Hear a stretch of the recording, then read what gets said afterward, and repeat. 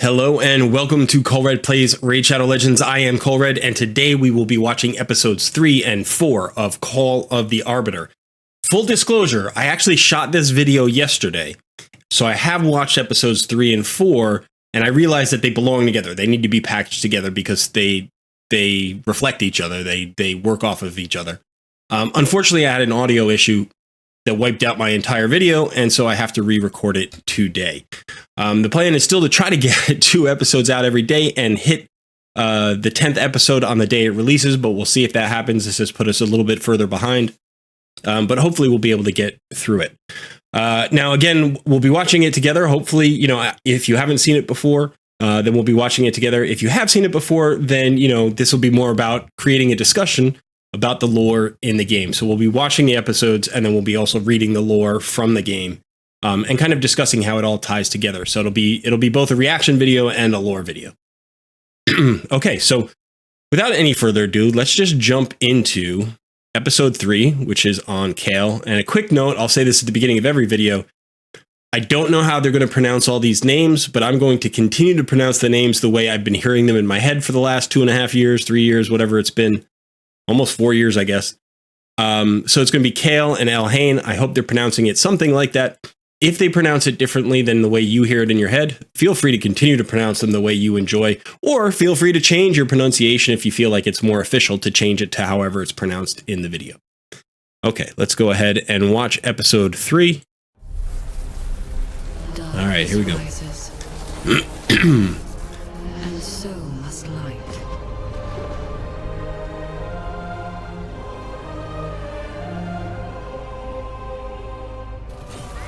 Kale, will you answer the call?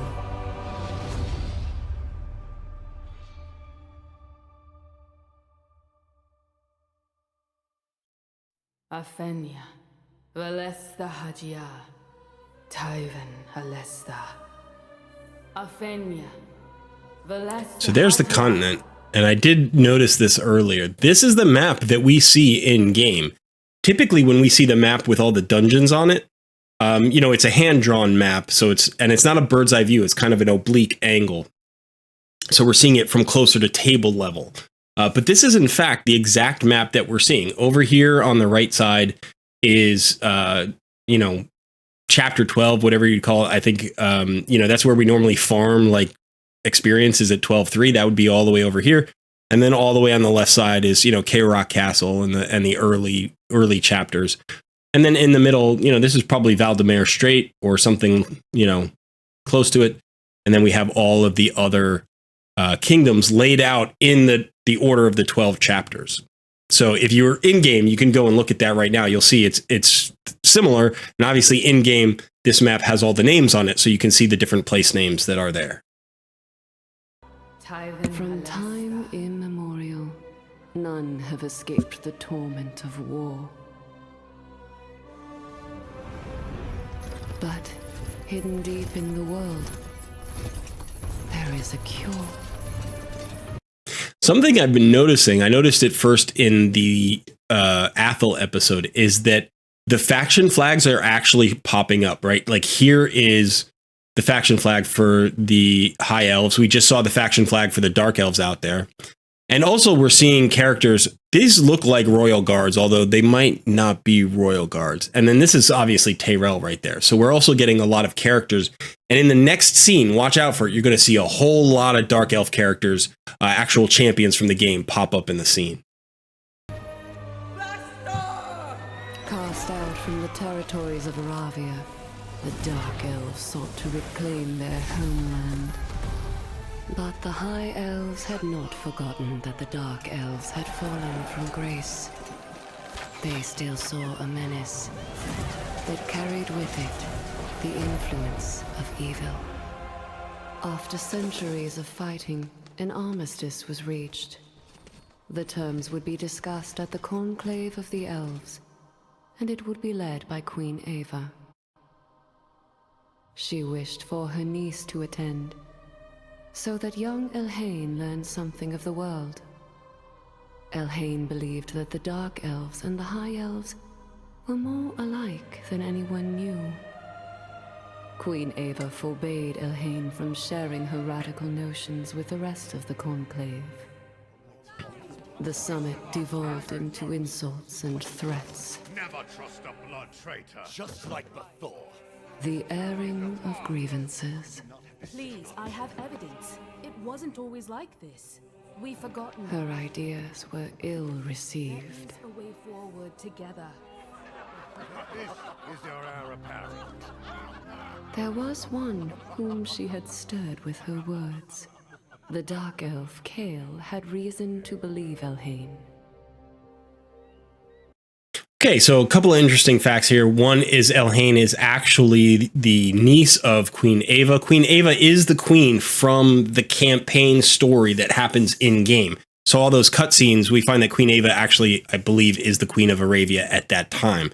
So this, predates the events of the campaign only by a little while, maybe a few months, maybe a few years. We don't know quite yet. But obviously both Elhain and Kale here are adults. They are full adults. They're not sort of youths or teenagers the way like Athel seemed to be in her episode. And obviously we know that Gaelic's episode happened when Athel was a baby. So that's many years ago.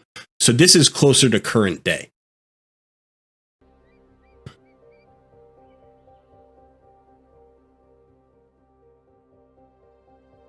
Kale showed her that the shadow that stained the Dark Elves could be purified. That her race held the key. The two returned to the cave every night. They learned its secrets.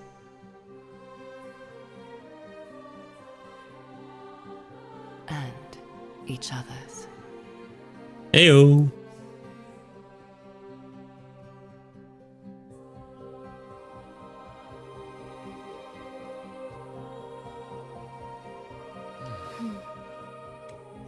They promised each other that when the next conclave was held, they would meet in this very place.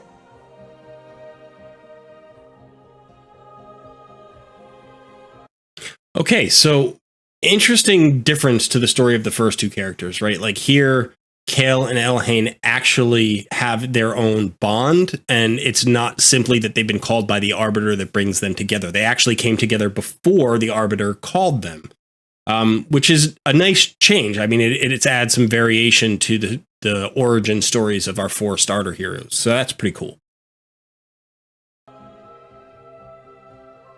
True to his word, Kale returned.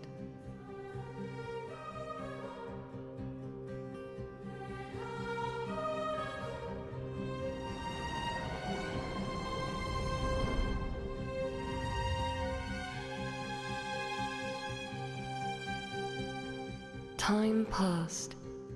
He waited and worried.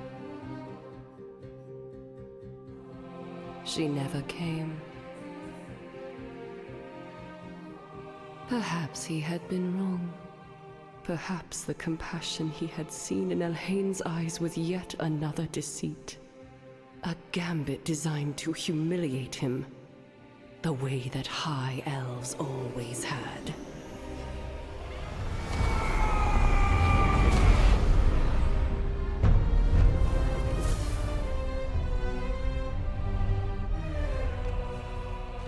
Kale poured himself into the cause of his race.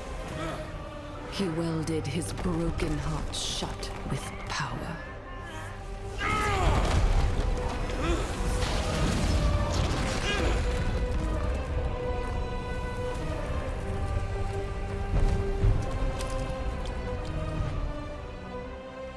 In the years that passed, the peace talks had failed. And now, the Dark Elves began a shadow war. A preemptive strike would announce the newfound strength of the Dark Elves.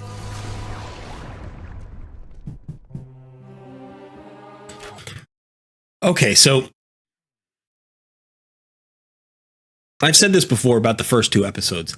I feel like the writers are relying pretty heavily upon the history of the genre, the fantasy genre, and the audience's familiarity with sort of common themes and storylines. Because I know the episodes are short, but they're really shortcutting a lot of story, right?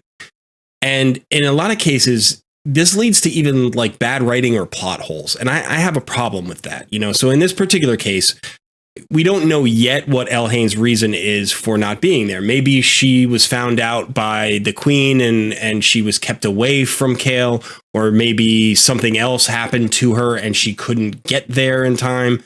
We don't know. Maybe she had a change of heart. Like, we don't know what the reason is. But we have this extreme flip-flop of emotions, right? Kale goes from being the most reasonable of dark elves, who wants to align himself with Elhain, who falls in love with Elhain, and then when she doesn't show up and he doesn't get an explanation, he just turns to the most evil. Like, he's like, yeah, you know, screw high elves, we're going after them. I'm going to get really powerful and we're going to, you know, infiltrate the palace, I guess, and murder everybody. So it feels like a shortcut to the story that they're, you know, expecting us to follow just blindly this change of heart. And I'm always a little bit disappointed when they do something like that. I wish that they added 2 minutes to the episode and had a little, you know, slightly longer explanation that we could buy into a little bit more, because it really feels like kind of unbelievable. The story is great, and I'm liking where they're going with Kale and Elhain so far. And obviously, there's only a minute left in this episode, so we don't see any call of the Arbiter yet. But as I told you at the beginning, you know, these two episodes go together, so we'll see what happens in Elhain's episode. But let's just watch the end of this episode, and we'll see how far this goes. They would return to their rightful home.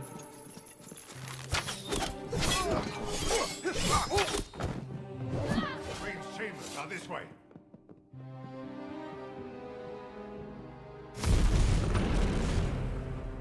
Ava, show yourself! I know you are here.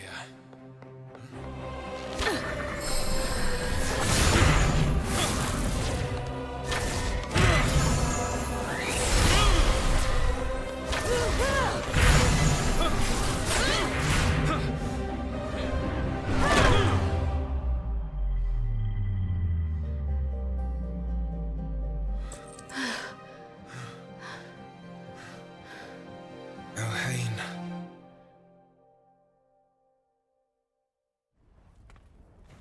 Okay, so there it is. There's the story so far. I'm enjoying this storyline. I think Kale and Elhain are interesting as a duo. I think that it gives them a reason to maybe move past or beyond their cultural boundaries, sort of the expectations of their races.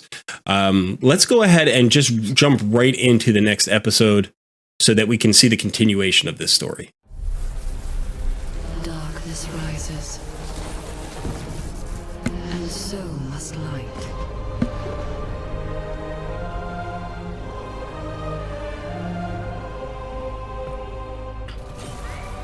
Elhain, will you answer the call?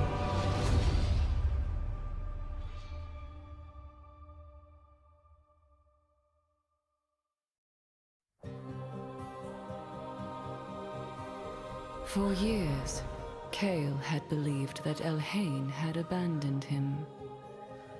But the foundation upon which he had built his hatred would soon crumble. Elhain had eagerly looked forward to the conclave of the elves. Okay, so for years, Kale believed that. So apparently, the last conclave where she didn't show up was years before their invasion of the Citadel. So there is a span of time here. When she would see her beloved Kale. But Queen Ava had need of Elhain. She had learned of an ambush. A contingent of high elves was trapped and outnumbered. She would need her best warrior to turn the tide of a dire situation. Elhain's heart and her duty were at war with each other. The Dark Elves were not the only race to quarrel with the High Elves. The demon spawn made war at the edges of the elven borders.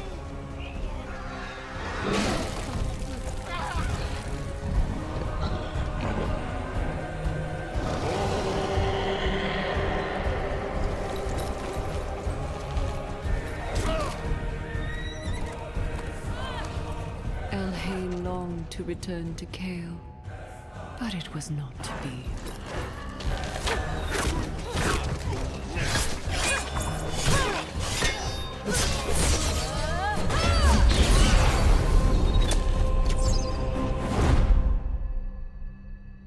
Okay, so that was a pretty cool scene. We got to see some demon spawn there. Obviously, some maybe fellhounds or, you know, some of the other hound types from that faction. It looked also like maybe Mortu Macabre was the leader on the rock there, very reminiscent of the second Lord of the Rings movie, where the orcs are attacking. What's the stronghold in Rohan? What's it called?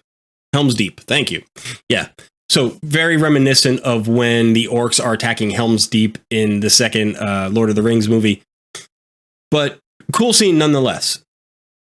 However, this is exactly what I was talking about. I have an issue with the way this story unfolds. She went and did her duty. Elhain went and did her duty. That is not hard to believe, right? She's a member of the royal family. She has a duty to her people. She obviously cares for them, and she went and followed her commands, you know, her queen's commands. Not a problem. It looked like either the contingent of Dark Elves was literally outside the gates when that happened, or maybe that was just in her mind and she was just imagining it, but she knew they were coming and she was going to miss them. She could have left a message. On her way out of town, she could have stopped by the caves and left, you know, a scroll for Kael to find. Or maybe she has a friend who she could entrust with the information who would meet Kael during the peace talks. It feels really simple. I mean, if you were madly in love with somebody and you knew you had a rendezvous that you were going to miss, wouldn't you at least try to get them a message? And so it feels like, you know, Kael's descent into darkness and then his return is like really dramatic, but it's based on a really flimsy premise that basically Elhain wouldn't reach out to him. It would have been one thing if she were like injured or imprisoned, you know, and then she couldn't, but she wasn't. She just literally had to be somewhere else at that moment. So it feels like lazy writing a little bit. Again, I'm enjoying the story and the episode, and I don't want this to be like super critical, but these are easy holes to fix. I actually have a degree in creative writing. I teach creative writing to students, and this is the kind of thing that if we were doing a writing session, if we were working on somebody's, you know, manuscript or story, we would say, hey, you can fix this in 10 minutes of writing. You know, that's how long it takes to fix this plot hole. So to see it produced at this high level and yet still come out with these little mistakes that could be really easily corrected, that's disappointing to me. Again, I'm enjoying it. I don't want to be too much of, you know, a negative sayer here at this point. But yeah, you know, in each of the episodes so far, there's sort of been something like that, which has bothered me a little bit. And to some extent, I don't blame the people at Raid. Like, they farmed this out to somebody. And those people may not play the game or love the material the way that we do. So we're going to be more critical than they are. But I would like to see, if they do a second season, I would like to see the level of writing improved a little bit.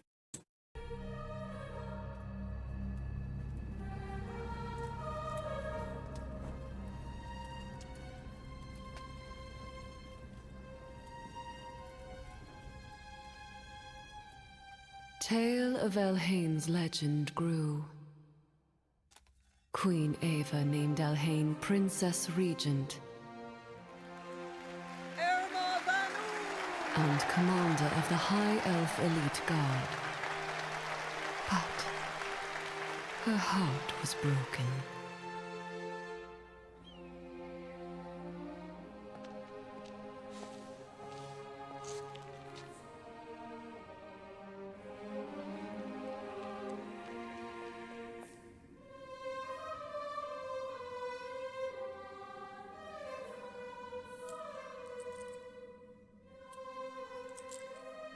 She attempted to reach out to him, but she could no longer feel their connection. This drives me even crazier. She attempted to reach out to him through the amulet. If she had that power, why not reach out beforehand and say, I can't be there, I'm sorry? That would have changed the course of history.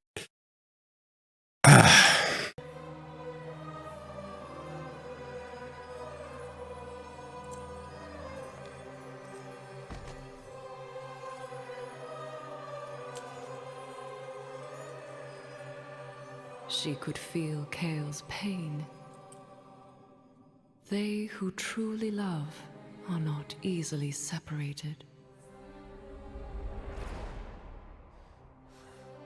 What was lost had been found.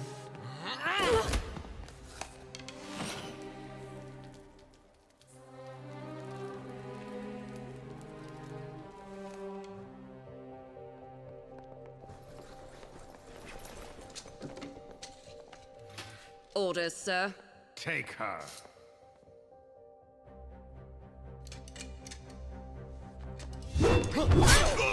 Traitor!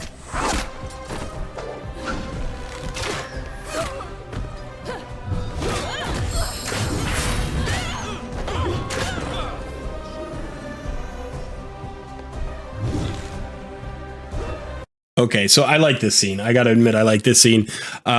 Especially because Elaine just hits Sniper right in the forehead with a shot. So we know who the better archer is. It does echo the scene with Gaelic, right? In the first episode where he has to execute the human woman, decides not to, and then turns on his allies instead, his orc allies instead. Kale goes through the same thing here, where he's being asked to attack Elhain and instead rejects that and then, you know, attacks his fellows. I had a problem with it with Gaelic. It's a little bit more believable here because Kale and Elhain have this deep bond. Obviously, they've fallen in love. So it's not just a stranger. It's just not some random innocent. It's actually, you know, a very close, important person to him. But, you know, it is sort of still kind of that rejection of everything you've known and been a part of that comes so quickly. But I do kind of want to see this scene one more time. So let's just watch that quickly.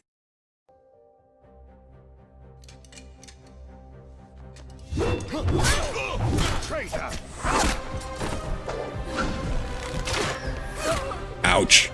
That's so good.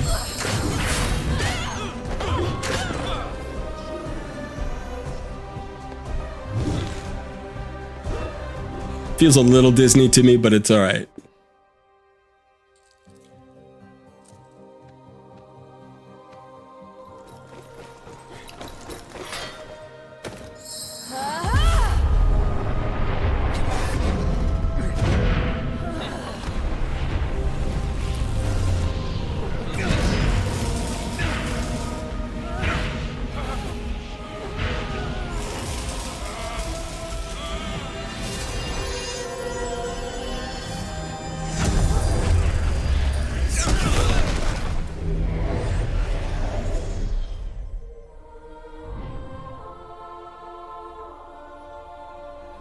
Come, elves. You are needed.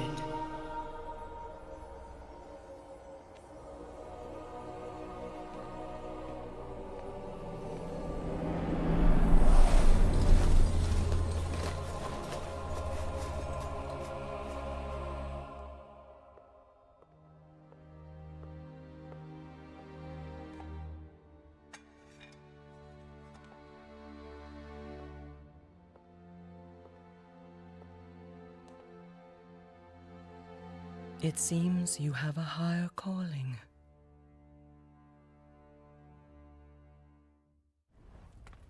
Okay, so definitely my favorite episode so far, despite the plot holes that I'm complaining about. I do think that I'm enjoying sort of the versatility, not the versatility, the variety, I guess, of the story at this point. You know, each of the starter heroes has a different origin story. And one of the nice things about the ending of this particular one is that Queen Ava seems to be supporting Elhain, right? That hasn't happened for the other three characters. You know, in each case, they had to reject where they were coming from and be rejected in turn. Whereas here, it seems like Queen Ava is kind of saying to Elhain, okay, if you have this other duty, I know that you wouldn't leave without some higher purpose, because obviously, you know, she had fulfilled her duty to the elves already and been named Princess Regent. So I like that there's a positive kind of familial support for at least one of the characters. That's kind of cool to see, that they're not all black sheep, right? The other thing that's kind of interesting, I think, in the story is that in this particular case, they go together. Like it is them choosing to be together as well as to follow the call of the Arbiter, which is a little bit different because in the other two cases, the Gaelic and Athel are striking out on their own. And finally, one really interesting thing at the end is that Arbiter says elves. She addresses Kale and Elhain as elves. And if we remember from reading the lore, the Arbiter is really the first elf, right? She's the model on which the elves were created. So she remembers a time. She is from before the time when the elven races split, before there was this schism amongst the elves. So she just looks at them as elves and she addresses them equally. They're not meant to be redeemed separately, but rather together. So there's also sort of a hopeful message for the race in this union and in the way the Arbiter is calling them, which I think is pretty cool. So there's definitely some depth to the story. I'm not saying that there isn't, and there's some interesting and fun parts to the story. Absolutely. And this is why when they're so close to making such an awesome, series, I'm disappointed by the little easy to avoid landmines they keep seeming to step on. All right. So that being said, let's quickly look at the lore. There were a lot of dark elves that popped up, a lot of dark elf characters. I definitely saw a harvester. I definitely saw a spirit host. I saw a mystic hand. There may have been some others. There was a wanderer, absolutely. I think there was even a redeemer. There was definitely a sniper. So we had a lot of different dark elf characters. I don't know that I saw any epics, but I did see a lot of the rares and uncommons. Maybe even some of the commons were in the battle scenes and stuff like that. So, okay, let's take a look at Kale's lore here. Kale is a black sheep among dark elves. Black sheep, of course. He is not a cynic. He began his road away from nihilism at a very young age when he fled Durham Forest and went to one of the Free Cities, where he made a favorable impression in one of its foremost academies and secured permission for a permanent post. There, Kale gained something that would change his life: access to a massive library of knowledge not curated by the Dark Elves. By the time of his return to Durham Forest, Kale could hardly recognize his home. The place had swiftly become a pit of infighting, exploitation, and competition, and the struggle for power and influence was life and death for many. It was a life Kale wanted no part of. So very much, right? Like, this is the R.A. Salvatore, Drisdorden kind of story, right? Where he's not a cynic. There's this place, the home of the Dark Elves, which is dangerous, and you gain influence by murdering the people above you or who are competing with you. And yet he doesn't want part of this. So, he's a goodly dark elf. Kale proved to be an enigma to his people. Knowledge and contacts among humans he gained gave him considerable leverage, and he was an undeniably capable mage. Yet he inexplicably did not strive for power like a proper dark elf, with exploitation and murder. Even worse, as his research bore fruit, he had become a high elf sympathizer. He even dared suggest that the high elves and dark elves were far more alike than different. Though those beliefs could have cost him dearly, Kale was unbothered by any of the consequences save one: access to the peace talks between the elves. Even then, he initially had not been concerned. While he would have liked to interview some high elves, he had little hope that negotiations were any more than an opportunity for politicians to shout at each other, with little hope for constructive dialogue. But then he learned of the cave networks that ran beneath the capital city of Aravia. They were incredibly ancient, some reaching all the way back to the Grey Age, and perhaps beyond. What secrets could they hold? He had to find out. He spent favor after favor, and he finally secured a position in the next conclave. It was a choice that would reshape his life forever. So, this is a story we have heard before, and yet, there are some differences here. There's some originality here. And I like the fact that we're getting set up with the idea that he's kind of an independent thinker, right? I like that quality in characters that don't necessarily have to do things the same way that everybody else does or think the same way that everybody else does, especially if that's carried forward, right? If that continues to be part of his ongoing character as the story evolves. If this is just a background that made him choose this path and now he's on this path, but he's just sort of, the same cookie cutter hero type that we get so often in fantasy, that would be disappointing. But hopefully, if he's a little bit different, he's a little bit of an independent thinker and, he can continue to express that as the story progresses. That would be very cool. One other note here, we have noticed this term gray age. I think this is the second or third time we've heard this. So clearly there was an age at some point. It's not a golden age. It's a gray age. I don't know what that means. Is it a dark age? Is it just an ancient place where it's there's not a lot of information? So that's why it's the gray age. I'd like to hear more about that. So they've got me intrigued with that as well. Okay, let's take a look at the high elves now. We definitely saw a bunch of high elves as well. One high elf that I noticed in more than one scene was Battle Sage, which is pretty cool. I don't think she has any lore, no. But Battle Sage was definitely in the episode. I think I also noticed maybe Jaeger or Jaeger here. He seemed to be... So some of the characters seem to be multiples, they're not unique characters. They're sort of a class of characters. So the Jaegers might be sort of the class of archers or warriors in the military or something. We definitely saw some other elven characters, although I don't remember all of them. But we definitely saw at least one Battle Sage and maybe Marksman. Maybe we saw Marksman because I remember the glowing eyes. So anyway, okay, let's go ahead and read Elhain's champion lore.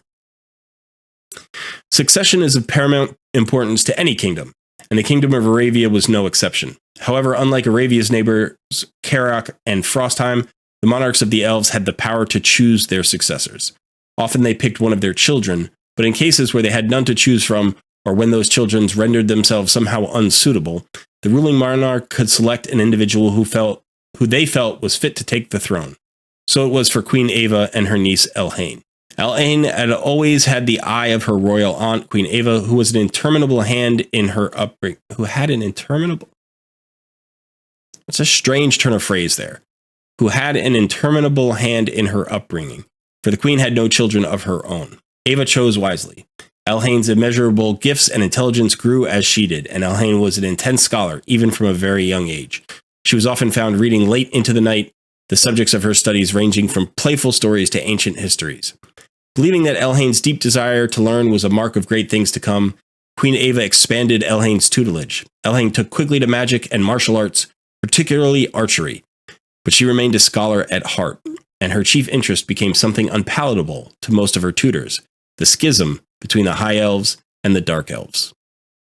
When the queen began grooming Elhain for leadership and suggesting that she could declare Elhain her successor, Elhain took her studies beyond the pages of the books she read. Instead of merely wishing to learn more about the War of the Elves, she began to wonder if there might not be something that could be done.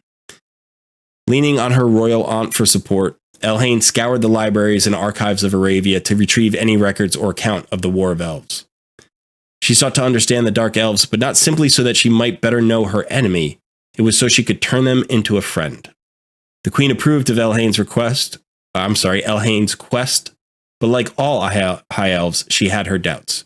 She could never have imagined how far Elhain's mission would take her. Okay, so this is interesting.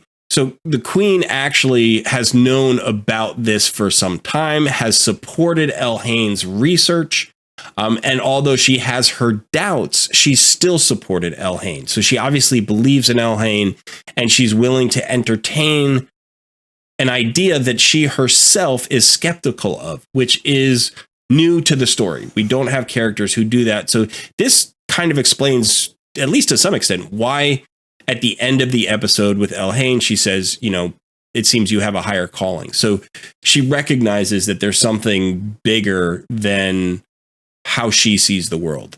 Maybe she has knowledge of the Arbiter. Maybe she understands that there's something going on the continent, or maybe she just has faith in her niece. But for whatever it is, it's a nice change from the other characters. Okay, so that's pretty cool.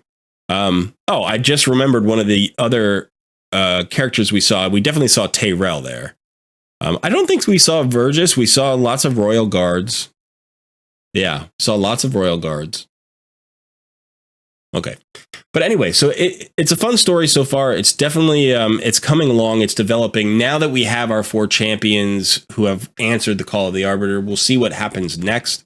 The next episode is not actually about them, though. It's about the Arbiter. So maybe, I don't know if, you know, we'll gather all of them together and we'll see the Arbiter, or if this is sort of a background of the Arbiter. So again, what I'm going to try to do is do 2 episodes a day. We've got a few more days. So episode on 5 and 6 will be one day, 7 and 8 will be another, and then we'll have 9 and 10. We've got a day and 17 hours. We're going to try to get through all of them by the time episode 10, or at least the day episode 10 drops. So that'll be pretty interesting. We'll see if we can do all of that in the limited time that we have. Okay, so definitely let me know, please, in the comments below, how you're feeling about the story. Do you have the same reservations that I have about some of the storytelling, or are you more forgiving than I am because they are only 6-minute episodes and we have to sort of give them a little bit of a break that they can't go into so much depth, and so they kind of fast forward some things and that leaves plot holes? But that's okay, because we're finally getting the story of how these heroes came together. So yeah, let me know your opinions in the comments below. Please join me for the next few episodes, and I will see you then. I will see you in that video very shortly. Have a good one.